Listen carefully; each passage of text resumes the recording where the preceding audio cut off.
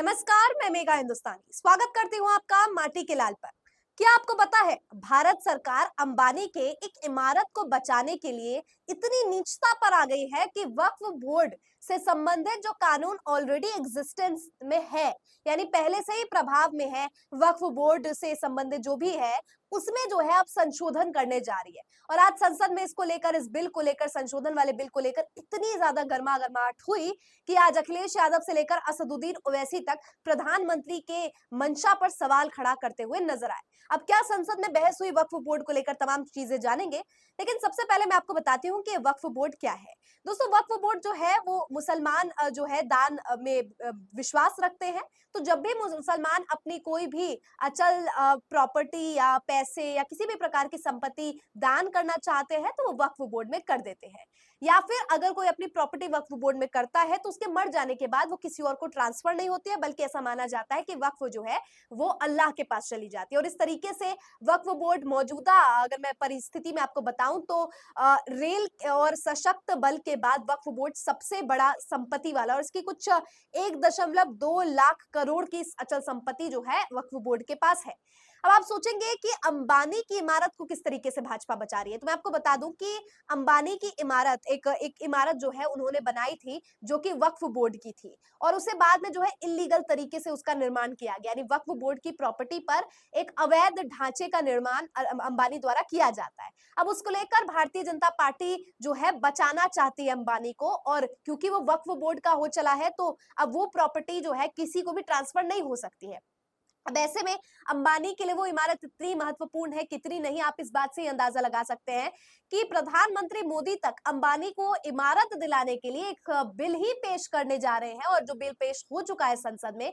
और इस बिल पर वक्फ बोर्ड के जो पहले से कानून मौजूद है उसमें संशोधन की बात की जा रही है। मतलब सोचिए कि वक्फ बोर्ड जो है वो धार्मिक चीजों में, जैसे वो मैंने आपको प्रॉपर्टी बताई कि 1.2 लाख करोड़ की संपत्ति जो है वक्फ बोर्ड के पास है, वो धार्मिक, मुसलमानों के धार्मिक कार्यों से संबंधित चीजों में लगाई जाती है। अब इसके संदर्भ में लोग तरह तरह की जो है बातें कर रहे हैं, प्रतिक्रिया दे रहे हैं कि वक्फ बोर्ड के कैसे जो है मुसलमानों का आस्था का केंद्र है, और उनकी प्रॉपर्टी जो वो अपनी इच्छा से दे रहे हैं लोग, उनकी प्रॉपर्टी जो है अब गैर मुसलमानों की उसमें एंट्री हो सकती है। तो आप सोच सकते हैं कि इमारत को खींचने के लिए मोदी सरकार इस नीचता पर आ गई है कि वक्फ बोर्ड में ही संशोधन करके मुसलमानों के स्वतंत्रता और जो धार्मिक स्वतंत्रता, आजादी के अधिकार है, उसका हनन करने जा रही है। इसको लेकर संसद में आज खूब बहसबाजी हुई। क्या सबने कहा, मैं आपको बताती हूँ एक एक करके। पहले देखिए वक्फ बोर्ड में जो महत्वपूर्ण बदलाव होने वाले हैं और इस बदलाव के क्या परिणाम सामने आएंगे, ये देखिए।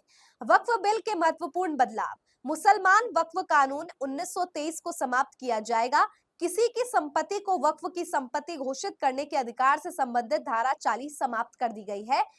अब वक्फ बोर्ड में मुस्लिम महिलाएं और गैर मुसलमानों भी होंगे।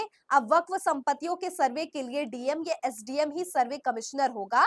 अब किसी भी संपत्ति को वक्फ के रूप में दर्ज करने के लिए पहले सभी संबंधितों को उचित नोटिस दिया जाएगा और राजस्व कानून के अनुसार एक विस्तृत प्रक्रिया से गुजरना होगा। अब बोहरा और आगाखानियों के लिए एक अलग औकाक बोर्ड बनाए जाने का प्रस्ताव दिया गया है। अब वक्फ परिषद में केंद्रीय मंत्री, 3 सांसद, मुस्लिम संगठनों के 3 नुमाइंदे, कानून के 3 जानकार, सुप्रीम कोर्ट या हाई कोर्ट के 2 पूर्व जज, एक प्रसिद्ध वकील, राष्ट्रीय ख्याति प्राप्त 4 लोग, भारत सरकार के अतिरिक्त या संयुक्त सचिव आदि होंगे। इनमें कम से कम 2 महिलाओं का होना जरूरी है, यानी इनमें महिलाओं की और नॉन मुसलमानों की एंट्री कर दी गई है। यानी आप समझ सकते हैं कि मुसलमानों के धार्मिक मामलों में कैसे हस्तक्षेप भारत सरकार कर रही है, और इसकी मंशा है कि जो मुसलमान हैं उनकी संपत्ति में किस तरीके से आंख गड़ाकर सरकार है। अब सोचिए, आप खुद अनुमान लगाइए, किसी हिंदू का होता, किसी सिख का होता, किसी जैन का होता, किसी अन्य धर्म का होता, तो क्या कोई भी धर्म से स्वीकार्य करता? बिल्कुल भी नहीं। लेकिन स्वीकृति यहाँ पर जो है मुसलमानों ने किस तरीके से, अभी संसद में भी काफी लोग जो है जो हिमायत करते हैं, जो मुसलमानों के अधिकारों की बात करते हैं, उन्होंने वक्फ बोर्ड के वक्फ में संशोधन करने को लेकर जो बिल आज संसद में पेश किया गया है उसका पुरजोर मुखालफत किया है, जिसमें असदुद्दीन ओवैसी और अखिलेश यादव शामिल है। अब इसको लेकर अखिलेश यादव ने आज सुबह ही ट्वीट किया है। क्या लिखा है? वक्फ बोर्ड का ये सब संशोधन भी बस एक बहाना है। रक्षा, रेल, नजूल लैंड की तरह जमीन बेचना निशाना है। वक्फ बोर्ड की जमीनें डिफेंस लैंड, रेल लैंड, नजूल लैंड के बाद भाजपाइयों के लाभार्थ योजना की श्रृंखला की एक और कड़ी मात्र है। भाजपा क्यों नहीं खुलकर लिख देती कि भाजपाई हित में जारी। इस बात को लिखकर गारंटी दी जानी चाहिए कि वक्फ बोर्ड की जमीनें बेची नहीं जाएंगी।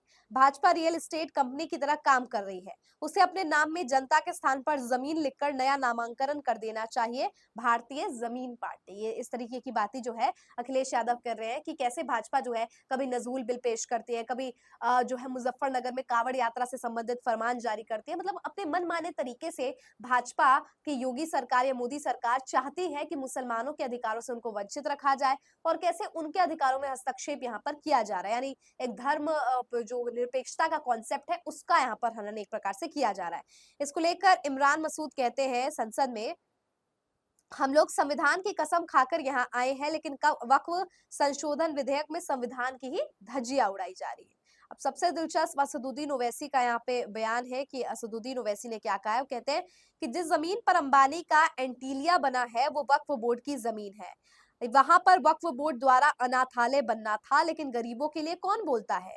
कोर्ट कभी भी गिराने को दे सकता है फैसला, इसीलिए वक्फ कानून बदला जा रहा है। समझ रहे हैं ना। बिल्कुल जिस इमारत की मैं बात करूं उसका नाम एंटीलिया है, और एंटीलिया को जो है कभी भी सरकार उसे हटाने का आदेश दे सकती थी और उसके बजाय जो है यहाँ पर अनाथालय बनना था। लेकिन अनाथालय अब यहाँ पर नहीं बनेगा, और क्योंकि संशोधन पारित कर दिया गया है, या मैं कहूँ कि प्रस्तावित किया गया है, इस पर चर्चा हो रही है, क्या फैसला आता है देखना होगा। लेकिन इससे एक बात तो साफ है कि केवल एक इमारत बचाने के लिए आपने जो है अनाथालय न बनने दिया यहाँ पर। मतलब कोई अच्छा हित में काम कर रहा है, आपको वो भी बर्दाश्त नहीं है। आपको सिर्फ और सिर्फ अपनी जो है दोस्तियां निभानी है और अपनी राजनीतिक और जो व्यक्तिगत महत्वाकांक्षाओं की पूर्ति करने के लिए आप इस तरीके के बिल लेकर आ रहे हैं संसद में। इसको लेकर लिखा है कि कोर्ट कभी भी गिराने का फैसला दे सकता है, इसीलिए ये जो है यहाँ पर कानून ही बदल दिया गया पूरा का पूरा। अंबानी के महल के मुद्दे को ओवैसी साहब 2011 से उठा रहे हैं। आपने कभी कांग्रेस, शिवसेना, समाजवादी पार्टी, एनसीपी और अन्य पार्टियों के नेताओं द्वारा इस मुद्दे पर बोलते हुए सुना है। बिल्कुल। खैर अब समाजवादी पार्टी भी कह रही है, कांग्रेस भी कह रही है, लेकिन असदुद्दीन ओवैसी साहब जो है जाहिर है कि मुसलमानों की हक की आवाज करते हैं, तो 2011 से और उससे भी पहले जो है ये आवाज उठाते आए इन सब मुद्दों पे। कांग्रेस की सरकार थी महाराष्ट्र में, तभी अंबानी का महल बना। कांग्रेस पर अंबानी को सहयोग करने का आरोप है, इसलिए कहते हैं कि अपनी कौमी जायदाद की जानकारी आपको ओवैसी साहब के जरिए ही पता चलती है। यहाँ पर कांग्रेस पर भी निशाना साधा गया। लेकिन आपको बता दूं कि 2005 में जब कानून बना था तो यहाँ पे अंबानी का निर्माण जो वो है ढांचा वहां पे निर्मित हुआ था, बेशक हुआ था, लेकिन उसके बाद किसकी सरकार थी, 10 साल तक किसकी सरकार थी, और 10 साल तक आखिरकार क्यों कोई भी फैसला कोर्ट की तरफ से नहीं दिया गया। और इस ढांचे को अब जब ये खबर आ रही है कि ढांचा हटाया जा सकता है, तब संशोधन करने वाले कौन है, कांग्रेस ही है भैया, भाजपा ही है, और जाहिर सी बात है कि भाजपा ही है। तो इसमें भारतीय जनता पार्टी का सारा कसूरवार है। इसको लेकर हिंदी खबर की एक ये देखिए, जिसमें असदुद्दीन ओवैसी ने कहा है कि वक्फ विधेयक 2024 पर एमआईएम सांसद असदुद्दीन ओवैसी ने कहा है कि यह विधेयक संविधान के अनुच्छेद 14, 15 और 25 के सिद्धांतों का उल्लंघन करता है। यह विधेयक भेदभावपूर्ण और मनमाना दोनों है। इस विधेयक को लाकर केंद्र सरकार देश को जोड़ने का नहीं बल्कि बांटने का काम कर रही है। ये विधेयक इस बात का सबूत है कि आप मुसलमानों के दुश्मन है। अलग अलग तरीके से जो है मुसलमानों के अधिकारों के, उनके हितों को, उनके जो आवाज है उसको दबाने का काम सरकार द्वारा यहाँ किया है। लेकिन अच्छी बात है कि यहाँ ओवैसी साहब, अखिलेश यादव जो है लगातार आवाज उठा रहे हैं और इस विधेयक का जो है संसद में विरोध कर रहे हैं। आपको जानकर आश्चर्य होगा कि जैसा मैंने आपको पढ़ाया भी कि कैसे असदुद्दीन ओवैसी 2011 में पिछले 10 सालों से इस बात पर लगे हुए हैं कि कैसे वक्फ बोर्ड में संशोधन करने की बात समय समय पर आती रही है। लेकिन अब केवल एक एंटीलिया नाम की इमारत को क्योंकि बचाना है, जो अंबानी के प्रॉपर्टी है, लेकिन वो जिस जमीन पे बनी हुई है वो वक्फ बोर्ड की प्रॉपर्टी है। तो ऐसे में अगर एंट्री कर दी जाएगी अनोन मुसलमानों तत्वों की, तो जाहिर तौर पर यहाँ पे जो है बचाव कर लिया जाएगा उस इमारत का। लेकिन क्या लगता है आपको दोस्तों, इस तरीके का मनमाना विधेयक पास करना, इसको पारित करना, इवन चर्चा तक करना, जिसमें देश के में एक तबके की स्वतंत्रता को जो है छिन भिन कर दे, ये कितना जायज है। और धार्मिक स्वतंत्रता और धर्मनिरपेक्षता जो मूल है, जो प्रस्तावना में भी लिखा हुआ है, उसको किस तरीके से यहाँ पे हटाने का काम जो है सरकार कर रही है। इस पर आपकी क्या राय है, कमेंट सेक्शन में जरूर बताइए। फिलहाल मुझे दीजिए इजाजत और देखते रहिए माटी के लाल। धन्यवाद।